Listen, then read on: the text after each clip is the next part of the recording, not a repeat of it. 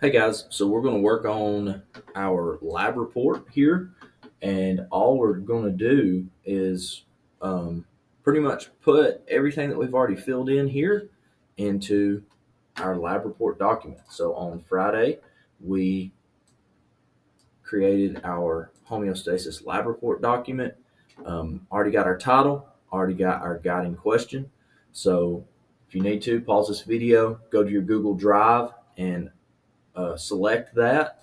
And then also we have our data that we put into a Google Sheets where we, sorry,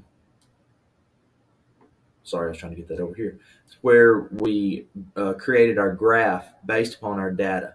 So once again, if you need to pause, go ahead and pull those two documents up from your Google Classroom.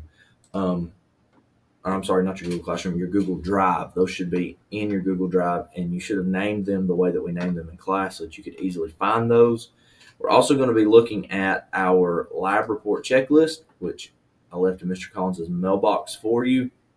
And we're just going to check this off as we go through, and if we've done everything that we're supposed to, we've filled in our packet as we've went. This is going to be quick to the point and painless. It's going to write itself. So the first thing here on our lab report checklist is our guiding question. So a brief question that you hope to answer. And I hope you have your packet there with you where you have filled all of this in. Let's see if I can get these side by side. Let's see. So we can look at both of them at once. Cooperate. I got multiple monitors, so it's not wanting to do that. That's okay.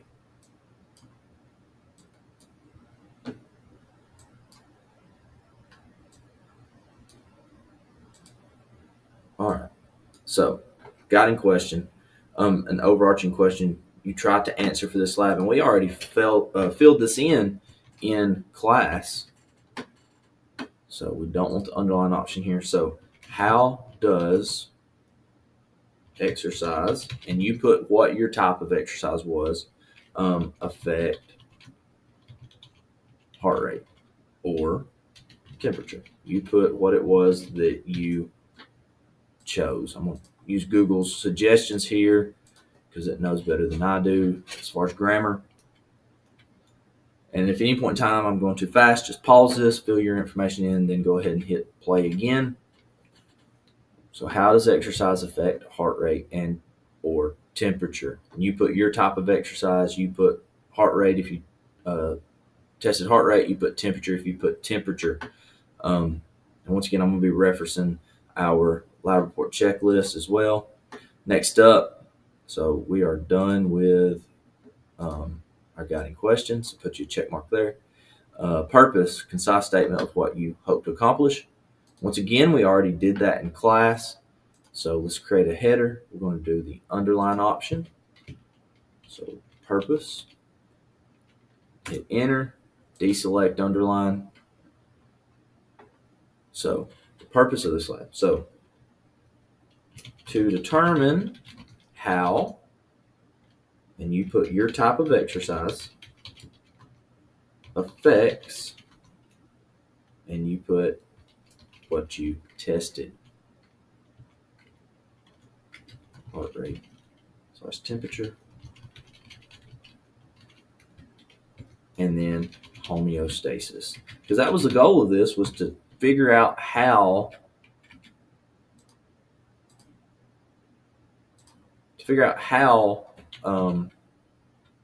your specific type of exercise affect heart rate or temperature homeostasis. So good job. We're up to 5 points. Woohoo. Next up, our hypothesis. Terrible at drawing with a mouse. Next up is our hypothesis. So remember, we got that if-then format. We've already wrote that. So let's create us a header. Whoops, just underline. Hypothesis. Hit enter, deselect, underline. So if, and then you go ahead and put your hypothesis that you wrote in class. Should have been something like if whatever type of exercise you used, because that was your independent variable. So I'm just putting IV. I guess it'd be better to do this. If independent variable, which was your exercise, then, and then dependent variable, which was what you thought would happen. So remember, this is what we was measuring. So an increase in heart rate, increase in temperature, whatever it was that you wrote as your hypothesis.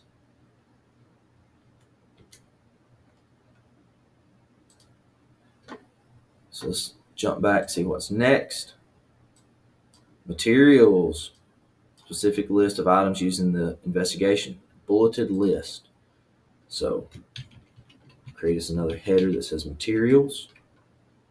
Once again, if I'm going too fast, feel free to pause this video and come back. So to get this bulleted list, and yours is going to look like this, maybe if you're full screen, we're going to just click bulleted list. That's automatically going to format everything I need. Now, note, if you did not deselect the underline before you start this, it's going to underline all of this, which is going to make it look terrible. So make sure that you have deselected it. So a materials list, a bulleted list, all necessary equipment and supplies. Materials are specific. So you needed a high school basketball court. You needed a stopwatch. You needed whatever it was that you used to collect your data. So whether that was a thermometer for temperature, or if you used a stethoscope for heart rate, or if you used an Apple Watch, whatever it was that you used to collect that data, and any other thing that you might have used. So if we're done with bulleted list, you hit enter again, it's automatically going to do away with it. Let's create a new table, or I'm sorry, a new header. So for the procedures, we'll hit enter. I'm going to deselect that underline. Steps are numbered and in order. Complete sentences. Each step starts with an action word. Steps provide sufficient detail. So remember, when we're talking about this, it's third person. So no, I, we, me, you, they, and it is past tense. It's already been performed, okay? So over here, we want a numbered list. So we can click numbered list right here, and just like with our bulleted list, it's going to format everything nice for us. So tell me what you did. Start with an action word. Record resting heart rate or temperature, whatever it was you tested, of the test subject. Once again, third person. I'm not going to say their resting heart rate. So record resting heart rate, and then tell me what you did. Okay, run 4 laps. Well, we used a time though. Okay, so run for 10 minutes.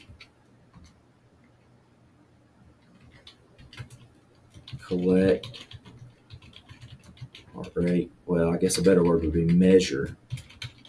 Measure heart rate or temperature, whatever it was that you chose to do, every 2 minutes. Now, this is just an example. If you didn't run, don't put run. Put what you did. If it wasn't for 10 minutes, put the length of time that you did. If you didn't measure every 2 minutes, then put what you did. And once again, I can hit enter again, and the numbered list will go away. Let's see what's next. So we've got our procedure. Make sure that they're numbered, complete sentences, and that we could redo this. I could perform this. Think about our peanut butter and jelly lab. If we didn't use enough detail, it was a disaster. Results, neat and accurate in tables and graphs. Guess what? Graph part's already done. Now we just got to do the table, right? So let's create a new header, results. I want to create a table. Let's give it a name. Let's just call this table 1. And then whatever you tested, so we can say independent variable versus dependent variable as our title. Our independent variable was your exercise type, so put what type of exercise you had versus what you measured. Did you measure temperature or did you measure heart rate? You put what it was that you tested, okay? And hit enter. We've already got our title. I'm going to go to insert. I want to insert a table, okay? I need one row for my title. I need another row for my data. Now, if you took 5 data points, you ran for 10 minutes, and it was over 5, then you need 1, 2, 3, 4, 5 of those. And we need it 2 wide because 1 is going to be our independent variable, our time, or not, our independent variable is not our time, but we need our time on one side and our what we measured on the other. So just figure out how many cells you need in your table. Probably a 2x6. If you didn't get that many data points, you may need to be a 2x5 or a 2x4. And then if you just click, it will insert that table. All right. And I measured my time in minutes. If you use seconds, put seconds. And then this is going to be your heart rate, which you probably measured in beats per minute. Or this might be your temperature, which you probably measured in degrees Fahrenheit. So 0, which was your resting, and I'm going to grab my data here. Once again, all this should be in your Google Drive. There we go. So 0, move this over so I can see it.